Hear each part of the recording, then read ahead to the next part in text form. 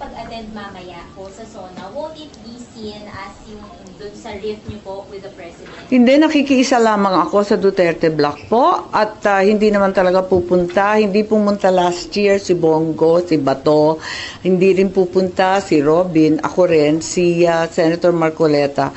Hindi ko alam kung ano ang desisyon. Pero nag-usap-usap po kami na hindi talaga pupunta. Ano po yung decision niyo as a block? Bakit po hindi kayo pupunta as a Duterte Block? Hindi ko alam kasi yun ang napagkasunduan at last year nga like I said sina Bongo at saka sina Bato hindi na pumunta. Pero magkapatid na Villarman, di ba kasama sa Duterte Block? I think a-attend sila. Ma'am, sorry, sino po sa Duterte Block ulit yun? Hindi po makakarating mamaya. Kayo po, Ang pagkaalam ko yung apat, kayo po, Robin. Si Marcoleta hindi pa sure. hindi pa sure yata pero parang he will go. is that a statement, ma'am? Yung hindi niyo pag-attend kayong apat?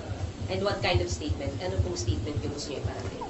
Nasa sa inyo, pero para sa akin, ako personally, talagang ayoko pumunta kasi may napakaraming dapat gawin na para sa akin, urgent and important. Yung sa SONA, makikinig naman tayo. Alam ko na ilalathala naman lahat ng mga sasabihin ni Presidente sa ating mga pahayagan, sa radyo, sa TV, mababasa naman namin yon at masusundan. Samantalang yung mga nangangailangan ng tulong, hindi na makakapag-intay.